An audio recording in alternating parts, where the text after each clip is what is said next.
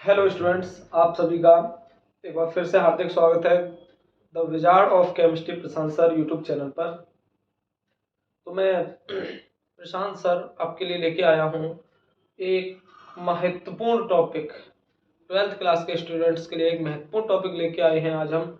Chapter number 3 वैद्युत रसायन से चैप्टर नंबर जो 3 है, चैप्टर 3 जो वैद्युत रसायन चैप्टर है,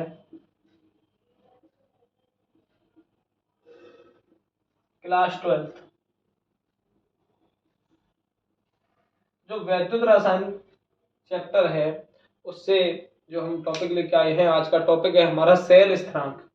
क्या है स्टूडेंट्स? सेल स्थिरांक।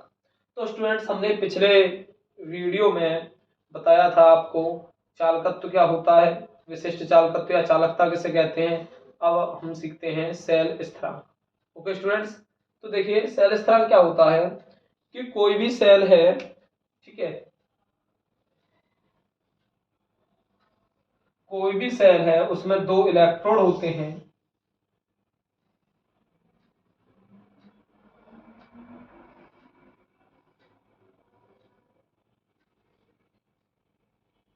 एक होता है एनोड और एक होता है कैथोड।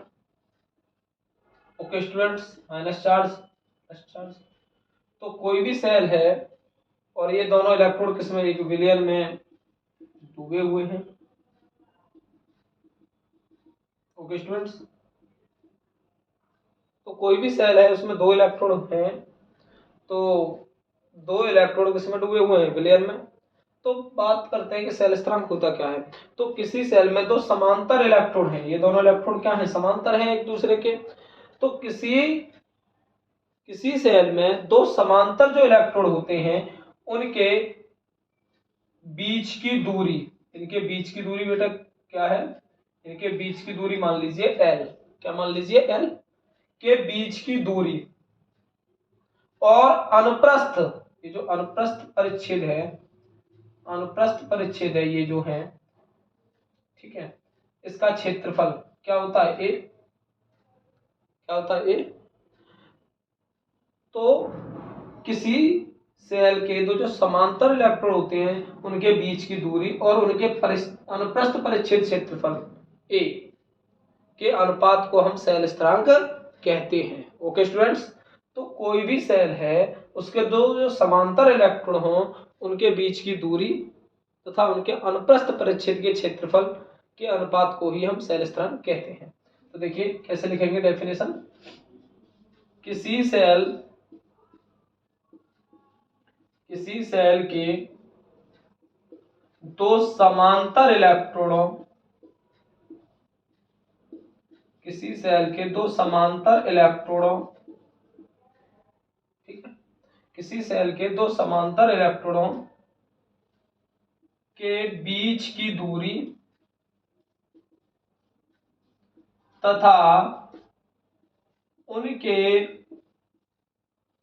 अनुप्रस्थ परिच्छेद के क्षेत्रफल के अनुपात को सेल स्थिरांक कहते हैं। सेल स्थिरांक कहते हैं। इसे किससे प्रदर्शित करते हैं, जी स्टार।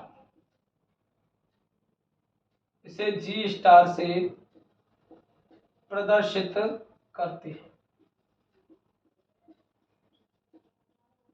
तो कोई सेल है उसमें 2 इलेक्ट्रोड है, एनोड कैथोड, वो विलयन में डूबे हुए, तो उनके बीच की दूरी L है ना, और उनका अनुप्रस्थ परिच्छेद क्षेत्रफल मतलब A, उनका क्षेत्रफल मतलब अनुप्रस्थ परिच्छेद क्षेत्रफल ये है ना। तो इन दोनों के अनुपात को क्या कहते हैं, सेल स्थिरांक कहते हैं। तो क्या फॉर्मूला हो जाएगा, जी स्टार इक्वल टू किसका अनुपात, बीच की दूरी L अनुपात A, दोनों इलेक्ट्रॉनों के बीच की दूरी L और क्या कहते हैं, क्षेत्रफल क्या, A। तो जी star equal to L upon A। G star equal to L upon, ये क्या हो गया, सेल स्थिरांक हो गया।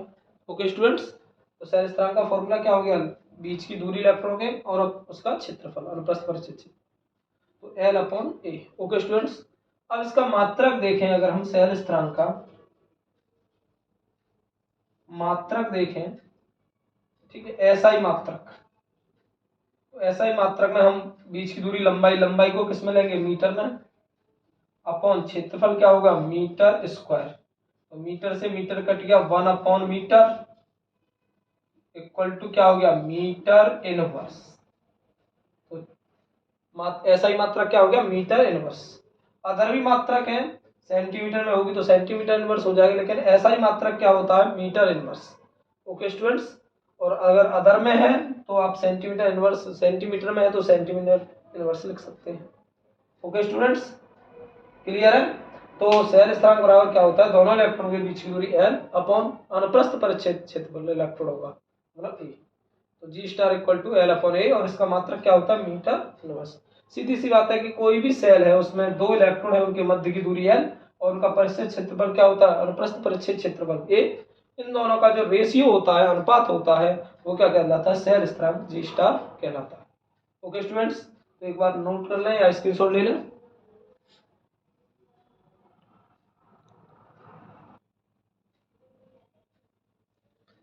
तो स्टूडेंट्स आपने नोट कर लिया होगा। ओके स्टूडेंट्स, या स्क्रीनशॉट ले सकते हैं।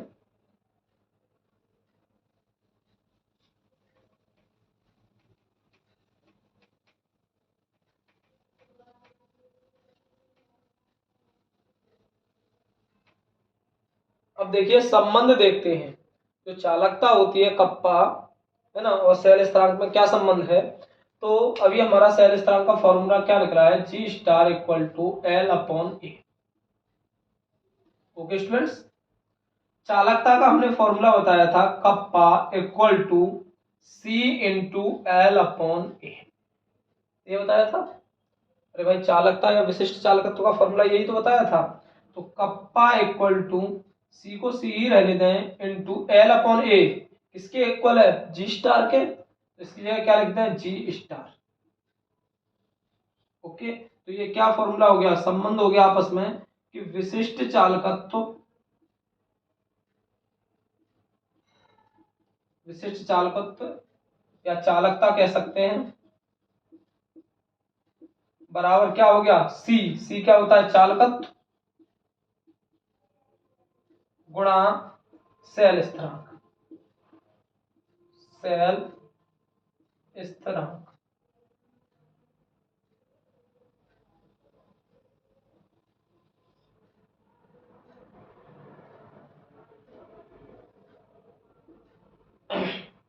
ओके स्टूडेंट्स, तो विशिष्ट चालकत्व चालकता बराबर क्या हो गया, चालकत्व इनटू सेल स्थिरांक।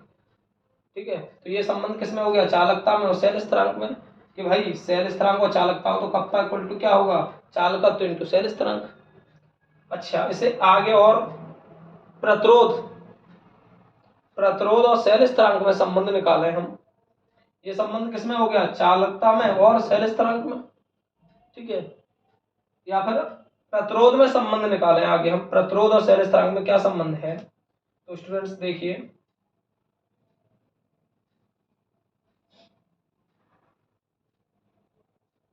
इसको अब हम करें, kappa equal to C into G star, तो अगर जी स्टार इक्वल टू करें तो कप्पा अपॉन सी हो जाएगा, अरे सी या इंटू में किसमें आ जाएगी, डिवाइड में, कप्पा अपॉन सी, तो जी स्टार इक्वल टू, कप्पा को कप्पा रहने दें, इंटू 1/सी लिख सकते हैं इसे, तो 1/सी चालकत्व, चालकत्व 1/सी किसके इक्वल होगा, आर के, तो जी star equal to kappa into क्या हो जाएगा, are,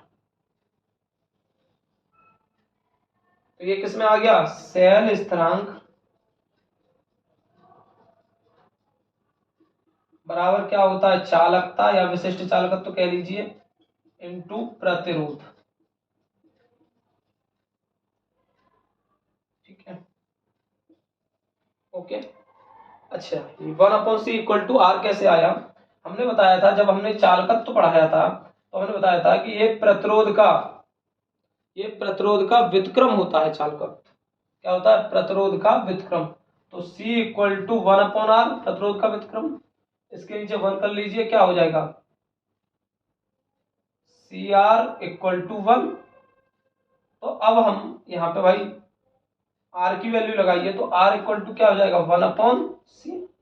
okay students, R equal to क्या हो जाएगा? 1/c। तो कहने का मतलब है, जो प्रतिरोध होता है वो चालकत्व का व्युत्क्रम होता है, और चालकत्व जो होता है वो प्रतिरोध का व्युत्क्रम होता है। इसलिए 1/c की इक्वल किसके इक्वल होता है? 1/c प्रतिरोध के। ओके स्टूडेंट्स, तो ये हमारा संबंध हो गया कि चालकत्व, विशिष्ट चालकत्व या चालकता कह लीजिए, बराबर होता है चालकत्व गुणा सेल स्थिरांक, या फिर सेल स्थिरांक बराबर होता है चालकता इंटू प्रतिरोध। तो ये हमारा प्रतिरोध और सेल स्थिरांक में संबंध हो गया, और ये चालकता में और सेल स्थिरांक में संबंध। ओके स्टूडेंट्स, ये हो गया चालकता कॉमा चालकत्व व सेल स्थिरांक, तीनों को लिख लीजिए। सेल स्थिरांक में संबंध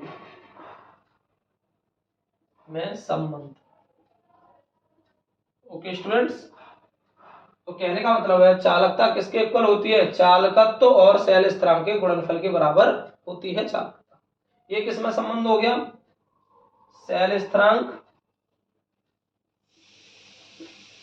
और चालकता या विशिष्ट चालकत्व कह लीजिए, व प्रतिरोध में संबंध, ओके स्टूडेंट्स, तो ऐसे कह सकते हैं कि सेल स्थिरांक बराबर होता है चालकता और प्रतिरोध के गुणनफल के। ठीक है, चालकता और प्रतिरोध के गुणनफल के इक्वल क्या होता है? सेल स्थिरांक। ओके स्टूडेंट्स, तो ये हमारे जो दोनों फॉर्मूले आए हैं, kappa equal to C into G star या G star equal to kappa into R, इन दोनों का न्यूमेरिकल्स में बहुत यूज होता है। जब हम आगे आपको न्यूमेरिकल्स कराएंगे तो इनके माध्यम से भी हमारे कुछ न्यूमेरिकल्स सॉल्व किए जाएंगे। ओके स्टूडेंट्स, तो ऐसे भी कह सकते हैं कि सेल स्थिरांक बराबर होता है इलेक्ट्रॉनों की बीच की दूरी बट्टे क्षेत्रफल, इलेक्ट्रॉनों का अनुप्रस्थ, या फिर कह सकते हैं कि सेल स्थिरांक बराबर होता है चालकता बट्टे किसके? चालकत्व के। या हम कह सकते हैं कि सेल स्थिरांक बराबर होता है चालकता गुणा प्रतिरोध की। ओके स्टूडेंट्स, तो उम्मीद है कि आप लोगों को समझ में आया होगा। आज के लिए इतना ही। अब हम नेक्स्ट वीडियो में मोलर चालकता के साथ, है ना, अगला टॉपिक जो हम नेक्स्ट वीडियो में लेंगे मोलर चालकता। अगर आपको वीडियो पसंद आई है, ज़्यादा से ज़्यादा शेयर करें एंड चैनल को सब्सक्राइब करें। Thank you very much.